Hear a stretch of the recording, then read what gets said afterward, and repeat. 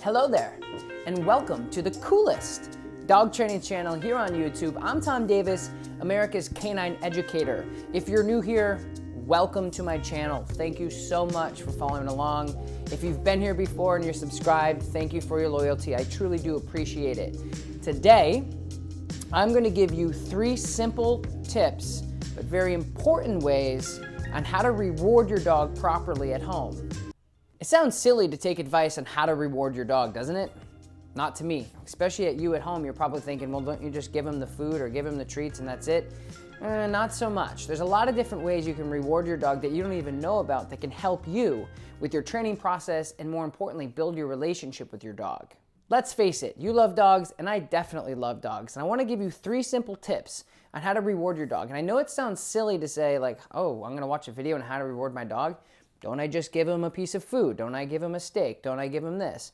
Well, yes, but there are some really key components when you're rewarding your dog, especially when you're trying to develop training behaviors or just build your relationship in general. So tip number 1 on how to properly reward your dog is verbal praise.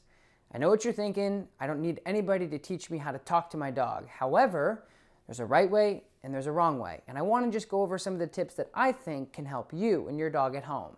One of the great things about verbal praise is when you use it, you can use it anywhere. You don't have to have a leash. You don't have to have anything on you. It's consistent as can be. You say it out loud to reward your dog. So what I like to use is a verbal marker to reward the dog and reinforce the behavior. I like to use good. So when I teach a dog sit and they do it, I go, good sit.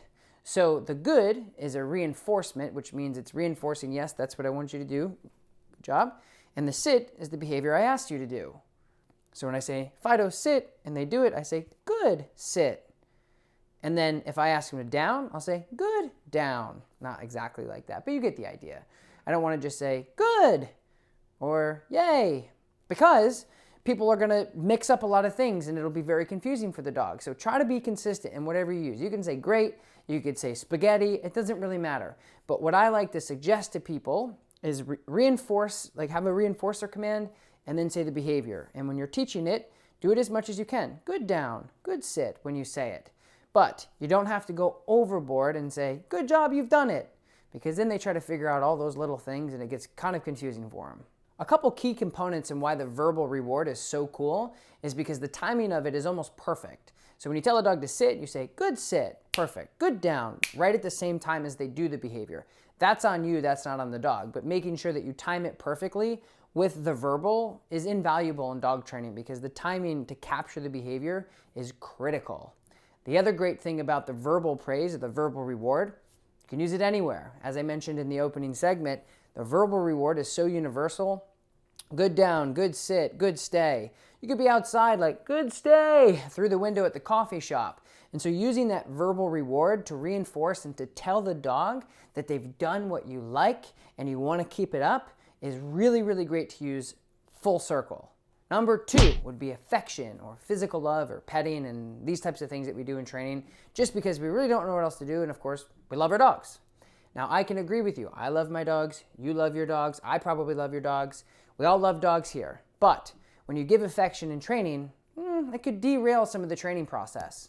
The reason why I put this on the list is because a lot of people actually do this wrong and I wanted to give you my advice on how to do it right because almost everyone does it. And so physical affection is number 2, but it's not that rewarding when you use it because I don't like to give the dog smear a ton of love on them when you're training because it derails it, as I said. So what you want to do if you are going to give physical affection or it's just habit forming for you and your significant other or people in the family is I like to just give a little pet right here. Good heel, good boy. Just a little bit of it. Just literally walking into the room with your dog, they light up. They go absolutely crazy. And I do too. So just make sure that you're not overdoing it. That's the biggest thing in rule number 2. When you're rewarding your dog with physical affection, don't overdo it. It'll completely throw everything off. Example would be, Fido, sit. Good sit. I love you so much. Good job. That's too much. You don't want to do that because they're kind of like, oh my God, I'm done. I must be breaking. Because you're giving them an Academy Award for doing a very simple task. And after that, they think they're done because you've rewarded them so highly. So if you're going to be lovey-dovey like that and affectionate with your dog, please do so. They love it. But be a little bit stingy in when you do it when you're training, because it could take them completely off focus. So last but not least, my favorite, food. No, but seriously, I love food. And most dogs do too. So that's why it's a great thing to use when you're training. Couple things. I'm really not going to talk specifically about food, but more or less objects that you have on you. So we're going to talk about balls, professional tugs, and food.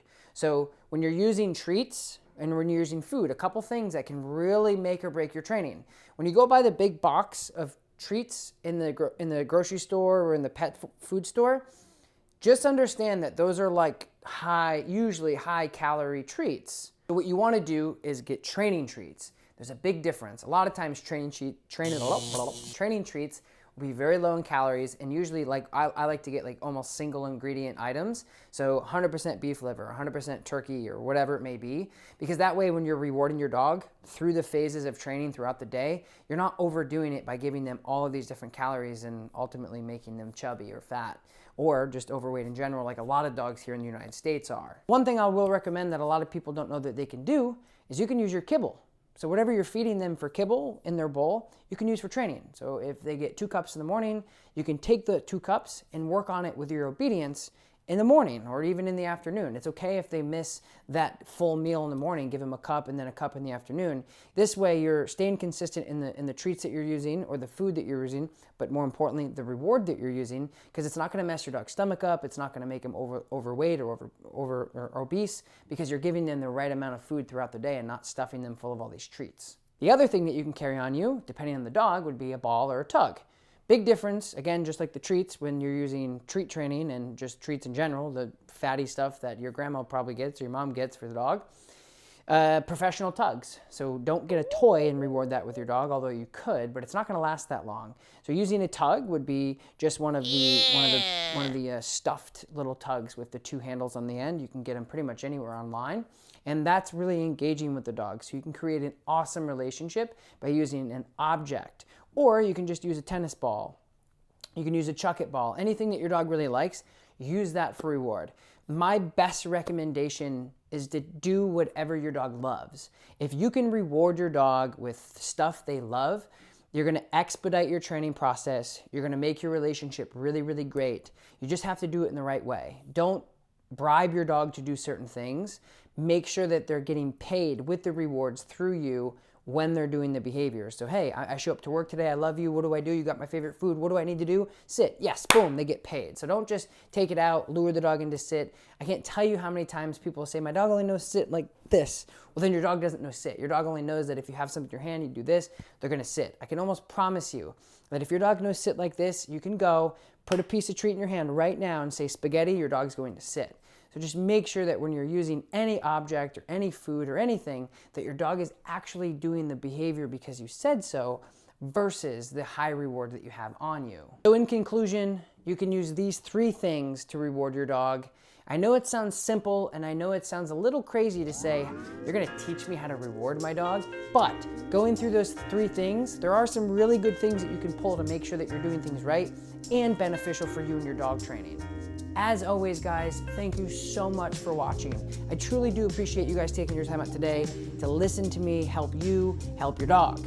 It means the world to me. I can't thank you enough. In the comments below, that's what this channel is known for, is the community that we're creating here on YouTube. That's why we're the coolest dog training YouTube channel here on YouTube. Leave your comment below. Let me know what you guys think. That's how you can support the channel. Let me know what you think. And also, don't forget to leave your dog training question. I answer every single one of them in the comments below. So until next time, guys, don't forget, subscribe to my channel, like this video, leave your comments below. That's how you create a community. I know you guys probably hear all the time, why do the people say that? Why do people say like, comment, and subscribe? It's because you're supporting us. So when I take the time to put these videos together and edit everything and put it out to help your dog at home, I'm only asking for you guys to leave a comment below. Let me know what you think of the video, like this video, and subscribe to my channel if you're interested in anything else that I have to say. So thank you guys so very much, and I will talk to you next time. Peace.